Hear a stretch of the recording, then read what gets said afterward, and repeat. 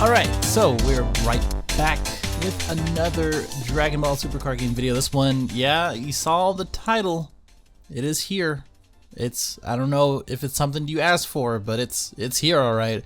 It's definitely Oolong, the only red wish leader in which no one's playing for some reason, even though we have familiar bonds now, which is pretty much it's a pretty broken card, to be honest with you. It's very strong and it can do a lot of cool things in one turn, especially since you can do it for free and pay 2. It's kind of wild, but definitely let me know if you've built something with Oolong. Definitely put it in the description below. As far as the list, I'll take a look. Everybody else can take a look. And of course, subscribe if you are new. If you clicked on this video from the home page, because I know you did. If you didn't, I thank you for subscribing. And of course, like. But if anything, this is one of 3 decks that I'm going to be making or releasing in probably this week that are very straightforward.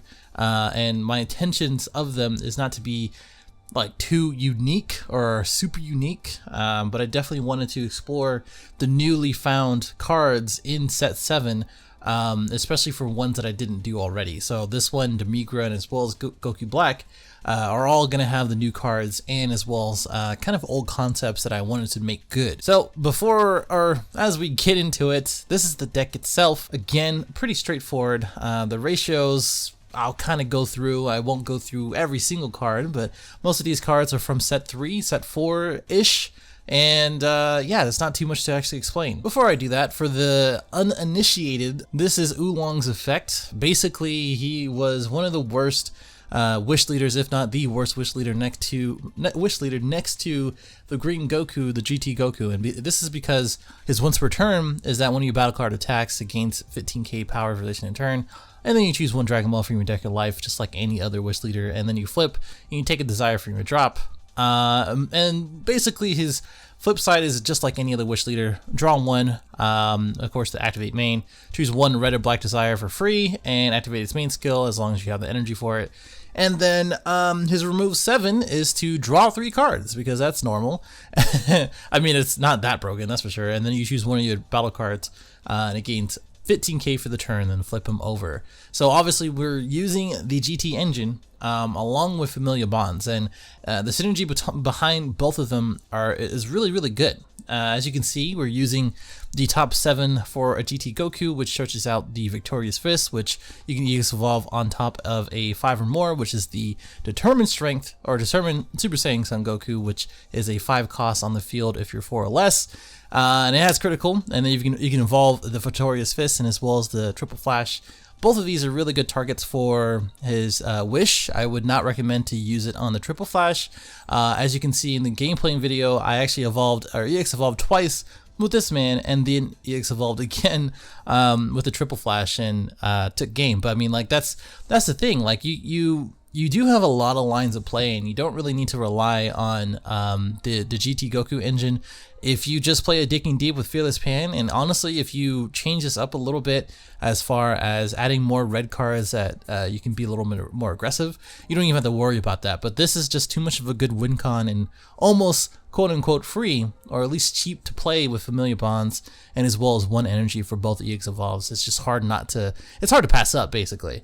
And of course, the Hyper Evolution Son Goku, probably one of the first playable secrets that we've ever had. As the EX Evolve for 1, you pitch 2 cards, and then, as my voice cracks, his auto says when you attack, it gains 5k, and then if he has 60,000 or more power, you deal 1 damage to the enemy. And of course, his swing doesn't count as a damage.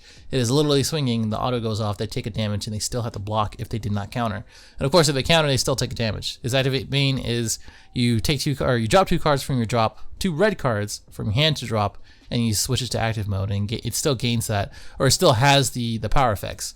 The whole idea behind this deck is that you go aggressive early into the game, put him down to 5 or 6 life, and then swing a lot of times with the Victorious Strength, or your other targets like the Digging Deep, your leader with Fearless Pan and Bodyguard Legic, and then combination attack pan after you play this man, and then into combination attack pan into fearless pan, etc., etc. So you have a lot of lines of play as far as being aggressive, and I think I'm honestly super surprised that no one else is trying with Oolong at the very least. Like, I haven't really seen too many other decks. I know the set 7 leaders are pretty prominent right now, but I think set 7 has given a lot of different archetypes, including all of the colors, a lot of different options to be good. And I think Familiar Bonds with Oolong is good. I don't think it's great. I don't think it's tier 1, but yeah, no. Going left to right though, the first card, because I already explained all the GT engine basically, the first card over here is the King Piccolo. If you didn't know, when you play him, you get to choose up to 3 balls and place into your drop from your deck, and then you get to activate the King Piccolo extra card, which we don't play, so you don't have to really worry about that. At the very least, you can look through your deck before you play a pint size, and you know, that's a play there. There you go. But majority of the time, since we only played 2 of these, this is really a turn 1 play, and then to take a look at your deck, and then count them out to see how much you need for Familiar Bonds, because you do get 2 balls from Familiar Bonds, and then of course the 3 costs from the drop. So I mean, playing this at 2 and this at 4 is much better. Like, I was playing this at 4, it really wasn't needed. Even if I awakened, I didn't really care too much to do that. Like, I really wanted to resolve a Familiar Bonds and then awaken and then resolve it again, which I'll get into it in a second. But I mean, this ratio is working perfectly fine. Really, you just hard mulligan for Familiar Bonds, and then you just draw into another target like Determined, Digging Deep, or Fearless, and all 3 of those are really going to help you in one way or another. King Piccolo is just there in case you need an extra swing for your life, because both of these take from deck, and as well as pint size. Both of them are really good targets for that. But really, you want to resolve one of these into a Digging Deep, which I guess I'll explain now, because the reason why we play 4 Digging Deep is, 1, he's really good for 1. He gets around the stuff like the FR Goku that you can only swing with, you can't swing with 2 or less.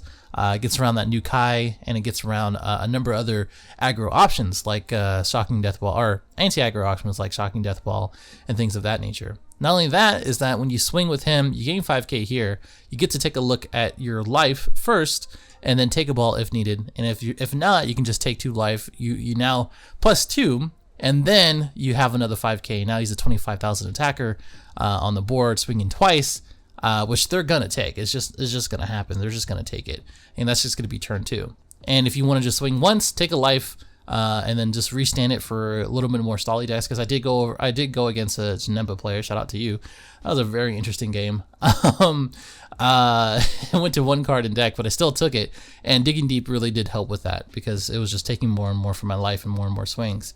But him with Fearless Pan, which again gains, or everybody gains 5k.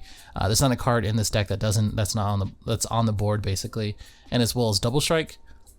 This with combination attack pan, which you do play for free, and then you pump up one of your GT Gokus, which can be one of this guy. Like, you can use the ultimate on this guy, play this out, then Fearless Pan for 3, and then go for game. Like, that's an option. But I mean, really, that's really the idea here. And then the Bodyguard Legend at 2 has been pretty clutch. Like, honestly, like, if you see it, you see it, and if you don't, you don't. Like, you just charge it. Like, it's not that big of a deal. Everything else is either searchable or playable with Familiar Bonds. But we do have the Roshi combo for Sparking, no brainer there, and then 2 and 2 of Is That All You Got in an After Image. Honestly, I might play 3 in 1. I think Is All You Got is actually a little bit more prominent in this format right now because of the veggies and threats like this, where like if they're 5 or 15k, you can just remove 2 threats and not worry about it, or Bodyguard Logic or something like that. Whereas After Image, you can take a life earlier on, because you do want to get to 4 because of Determined Strength, or Determined Super Saiyan Son Goku. Another reason why you play Digging Deep at 4. But it's really preference. This has been working for me. You have 2 in the side, so it's whatever.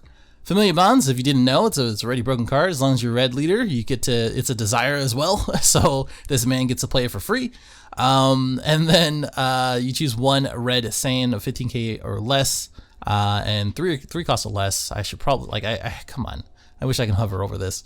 And then you take 2 balls and add it to your hand from your deck, and then now you have a +2, a body on board, and a desire you can take turn 2 when you flip over. So that's really good. And then you have 2 Dragon Radar. I played it at 3, I think. Was too clunky. Played it at 1, never saw it.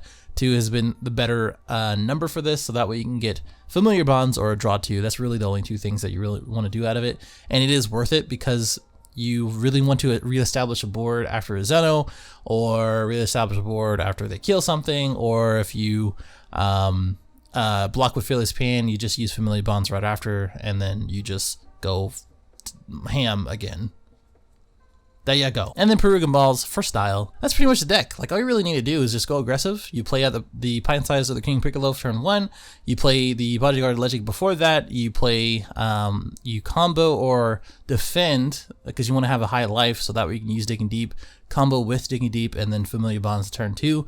And then turn 3, you either play Fearless Pan, or you use another Familiar Bonds after you combo one of these guys, after you search with this guy, and then you swing with this guy, get a ball, draw, etc. And then you play her out, or you play him out and then pay 1, and then go into Triple Flash or the Secret, basically. And that's really it. It's a pretty straightforward deck, and it can body people. Like, you just have to learn it. Of course, you get the counters in the side. This is a mock sideboard, not for real. And then Planning Them 2, Denial of Hope. Planning Them 2 because you want to get rid of Crisis Crusher. Sorry about that.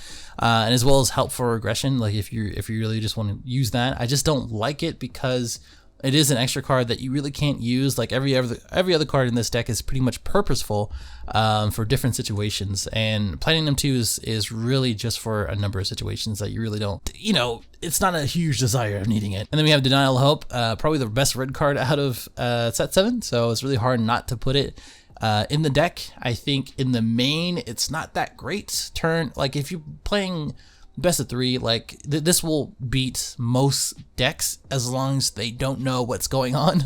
Most people are aware of the Triple Flash, but they may not be ready for the number of cards you're going to be playing and the number of free cards you're going to be playing afterwards, and then expect Oolong not to be all that great. So, I mean, I think you can take game 1 and then side it appropriately for Denial of Hope in case they're playing like Bobbity, or if they're playing Chain Attack, like anything that's like 20k or less. Like, if you have these things, or going against those things, it's helpful as well. And then we have Elder Village for Janemba, and then Harmonic because it is another target for Familia. And then TN for Janemba and other blue-red leaders. And then, of course, Bardock, because really, Green Broly does, Green Broly can have his way with this deck, I would say, because it is just going to pop whatever you're going to be swinging with. But if you have something to mitigate that, and you negate and remove whatever you can, which this deck doesn't really have that much removal, it's really just defending and then swinging. This is going to help you a lot. I would not be, like, honestly, if you use your ultimate, draw 3 cards, give something 15k, and then play this right after, it's going to be a good time for you. But other than that, that's really about it. You just got to figure out what you want to put in order to remove different threats other than actually swinging it, because this deck is really just, you turn it sideways and hope for the best. Which is really not a bad thing. But let's get to the gameplay. Okay, so shout out to this guy. He said he watches my videos, so I was happy about that. Thank you for playing me. I really do appreciate it. So I opened the hand that you just saw, and then mulligan, which into I think a pretty good mulligan, I would say. The only thing about this is that the Bodyguard Legend is kind of dead in this matchup. He did play, I think, a mono red sort of build, focusing on Bobbity and Kaioken. It was really a rough draw on the next game because we played 2 games, I do believe. I went ahead and comboed out here for the Digging Deep because I did have the Familiar Bonds. Charged this here, played the Familiar Bonds, played the Digging Deep, added the 5k here. I think I took 1, and then forgot the bonds, so I played that out. Took the 1, and then now he's at 25k. So he's swinging at 25k. I drew into 4 balls, so that was cool. I may have to slow this down because it's a little fast now. So sorry about that. And now I'm just swinging with leader. It's really just, you just really want to swing as much as you can, so that way you can bring them down to life, especially if they're tapped out. So they're either wasting cards to not die due to that, or they're just taking life, which is what you want.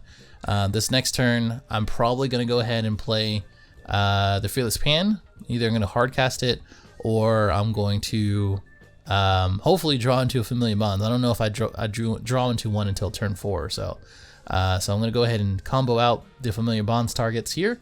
So in case as soon as I awaken, it's going to happen. It's whatever. And then I draw into the Triple Flash, which is a bummer because, you know, your boy, I don't know why I put it back to hand. Your boy is does not have a determined strength Goku, or determined Super Saiyan Son Goku. I don't know why I keep saying that. I go ahead and awaken here after I swing with Vegeta because I did go ahead and use it. So I'm gonna go ahead and use the Triple Flash here, and then I drew into another Familiar Bonds, which drew into, or I've played into Fearless Pan. Okay, yeah, this is a little too fast. Hold on. Okay, that's much better. Sorry. So I played another Familiar Bonds there, and now I'm swinging with the Fearless Pan that buffed everybody. Swinging into leader with 20,000 double strike. I'm just thinking this one out, which I'm trying to take him down to 3, and then force either a sparking negate or the awaken. And as you can see, like this is turn 3. Like it's crazy. It's absolutely wild. So as soon as he said no negates, which he is at 40, but like you can still negate against it. Drew into the secret, which is kind of annoying. And then is that all you got? The only 2 that I play. So now I'm swinging for 70 triple strike. So again, played the Familiar Bonds for 2, paid it, and then right after that evolved with the Triple Flash, drew 2, drew into the Familiar Bonds, used it for free into Fearless Pan. Now you have a barrier blocker, and again a 70,000 triple striker on turn 3, which again, digging deep did that work with the Fearless Pan, and as well as digging deep. Like this deck can get real wild. But right now I'm just saying it's a good game because honestly that's what it is. So we went into game 2, and that's really about it. So yeah, that is the deck, everybody. Let me know what you think about that. Definitely let me know in the comments below, like, dislike, all that other stuff, and I will see you in the next one. Later.